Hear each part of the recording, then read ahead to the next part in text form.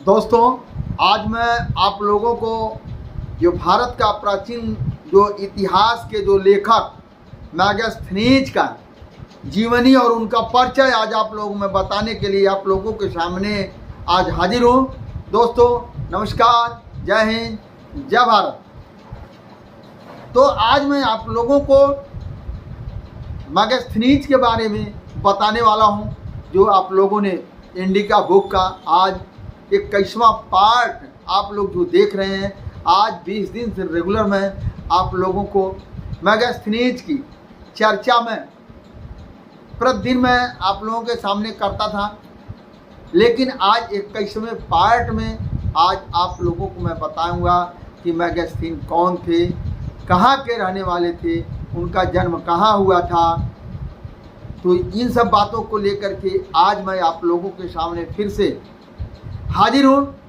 दोस्तों, आप लोगों से मेरा रिक्वेस्ट है, विनती है कि आप लोग मेरे लिए नहीं, अपने लिए नहीं, लेकिन तमाम भारतवर्ष की जनता को जानकारी मुहैया कराने के लिए मैगस्थनीज का जन्म कहाँ हुआ, मैगस्थनीज कौन थे, किस देश के थे, ये जानने के लिए जो जिन्होंने भारत का इतिहास सटीक और बिल्कुल प्रमाणों के तौर पर उन्होंने लिखा, ऐसे महापुरुष का आज मैं पूरा इतिहास बताने वाला हूं। तो दोस्तों, बहुत सारे लोगों तक ये जानकारी पहुंचाना आपका मेरा कर्तव्य बनता है। तो आप लोग बने रहिए, आगे तक वीडियो के अंत तक बने रहिए। आप जरूर जानेंगे ये भारत के प्राचीन का जो सबूतों के तौर पर लेखक का नाम, उनका पता, उनका एड्रेस, उनकी जीवनी। आज हम बात करते हैं मैगस्थनीज का, जो भारत के एक महान इतिहासों के बारे में लिखा। मैगस्थनीज का जन्म 350 ईसा पूर्व एशिया माइनर 350 ईसा पूर्व एशिया माइनर वर्तमान में तुर्की शहर में हुआ था। कहाँ पर? मैगस्थनीज का जन्म 350 ईसा पूर्व एशिया माइनर जो वर्तमान में तुर्की में हुआ था। 60 साल की आयु में उनकी मृत्यु हुआ। जो मैगस्थनीज का 60 साल की उम्र में उनकी मृत्यु हुई। उन्होंने एक विख्यात संस्कृत खोजी इतिहास को लिखा, जो अपनी आँखों से देख करके हमारे भारतवर्ष का इतिहासों को उन्होंने लिखा। इनका काल यूनानी कृत्य का सर्वोत्तम काल रहा। इनका काल यूनानी कृत्य का सर्वोत्तम काल रहा। उन्हें हेलेनिक सभ्यता काल का उन्हें एक बहुत बड़ा जनक कहा जाता है, बहुत बड़ा विशेषज्ञ कहा जाता है। यह काल सिकंदर के मौत के बाद से लेकर ईस्वी सन तक शुरुआत होने के कुछ समय पहले का है। कुछ समय पहले है। एरियन के अनुसार मैगस्थनीज अरिकोसिया के छत्रपत यानी छत्ती सरबतिया के साथ रहते थे। क्या है? अरिकोसिया के छत्रपत यानी छत्री सरवेतिया के साथ रहते थे। जब सम्राट चंद्रगुप्त यानी चंद्रगुप्त मौर्य ने शैलकुश निक्टेयर को हराया, तो जब शैलकुश निक्टेयर को हराया तो शैलकुश निक्टेयर ने अपनी लड़की की शादी हेलेना से राजा चंद्रगुप्त के उन्होंने कर दिया। अपनी लड़की हेलेना की शादी राजा चंद्रगुप्त से कर दिया, जो चंद्रगुप्त को ही चंद्रगुप्त मौर्य कहा जाता है। जैसा कि अब तक रिवाज है बहुत सारे जगहों पर, जब किसी लड़की की शादी होती है तो उसके साथ उसका छोटा भाई या उसके राज्य के कोई ऐसा महान व्यक्ति होता है जो जाता है और वहाँ जाता है, वहाँ कुछ दिन तक अपने बहन और बहनोई की सेवा करता है। तो आज भी वो रिवाज है, बेटी के साथ सम्राट चंद्रकोश से उन्होंने भेज दिया, जैसा कि अब तक रिवाज होता है, माना जाता है।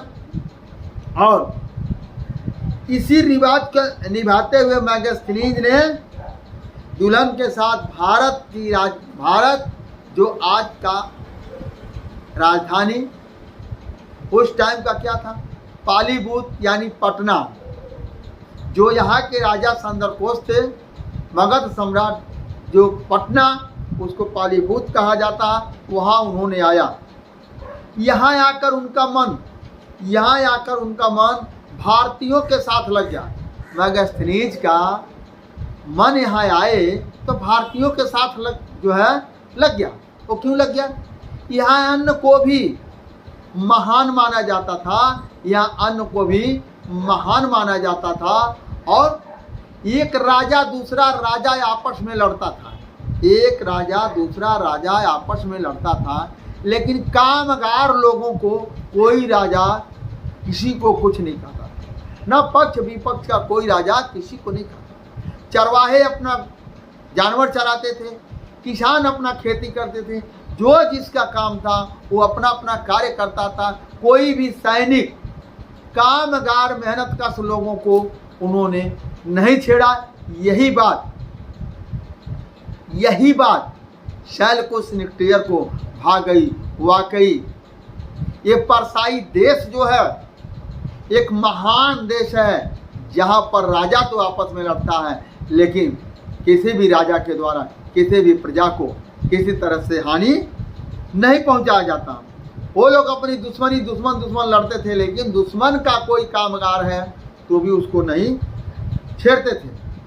उन्होंने फिर अपने इतिहासों, इसलिए उनका मन है, उन्होंने अपने इतिहासों में निर्मल नदियों का जल और घने जंगलों के, निर्मल नदियों का जल और घना जंगल जो यहाँ पर होता था, उनको इतना भा गया कि वह फिर अपने देश जाने का बहुत दिनों तक नाम नहीं लिया। फिर उन्होंने अपने देश जाने के लिए नाम नहीं लिया।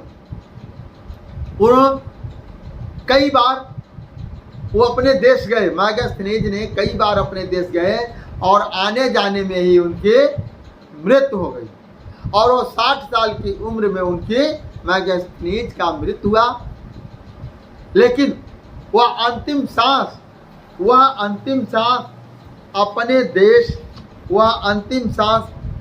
अपने देश में जाकर के उन्होंने लिया, जो वर्तमान में तुर्की है। अंतिम सांस उन्होंने जाकर वहां लिया। तो दोस्तों, आज मैं आप लोगों को ये मैगस्थनीज का जन्म और उनके बारे में जो मैंने आप लोगों को बताया, वह एक बहुत ही उन्होंने सराहनीय कार्य किया है भारत के लिए। यूँ कहा जाए तो भारत को वास्तविक सच्चा इतिहासों को उन्होंने जो लिखा, उनके द्वारा जो बुक लिखा गया, उस बुक के माध्यम से आप लोगों तक यह बात को पहुंचाया जा रहा है। वह भारत के लिए एक गौरवशाली इंसान है, जिन्होंने भारत के इतिहासों को अपने बुकों में सजो करके रखा। तो दोस्तों, आज का यह मेरा विचार जो मैगस्थनीज के जन्म के बारे में मैंने पार्ट बाई पार्ट आप लोगों को बता रहा हूँ, मेरा मानना एक ही दिन सारी बात को बता दिया जाए तो शायद ही आप सुनेंगे। बहुत सारे लोग आज इसको सुन भी रहे हैं, देख भी रहे हैं, पूरा का पूरा वीडियो देख रहे हैं, लेकिन आज हम 9 से 10, 11, 12 मिनट की जो वीडियो बनाते हैं ताकि आप आसानी से देख सकें और इस वीडियो को लोगों तक भेज सकें। तो दोस्तों, मेरा यह विचार कैसा लगा, मैं यह इंडिका बुक भारत का प्राचीन इतिहास कैसा लगा, आप अपने कमेंट बॉक्स में अवश्य लिख करके दीजिए, ताकि हमको ये पता चले कि वाकई आप इस जो है इतिहासों को अच्छी नज़र से देख रहे हैं या बुरी नज़र से देख रहे हैं। जैसे भी देख रहे हैं, आपको अच्छा लग रहा हो, बुरा लग रहा हो, तो भी आप अच्छे और बुरे लहजों में आप कमेंट करके अवश्य लिख करके हमको आप भेजिए, तब हम समझेंगे कि वाकई अगर कहीं से कोई गलती हो रही है उसको सुधार किया जाएगा, उसको बताया जाएगा, साक्ष्यों को पेश किया जाएगा। तो दोस्तों, आज का विचार मेरा यहीं पर समाप्त होता है। धन्यवाद, नमस्कार, जय हिंद, जय भारत, नमो बुद्धाय।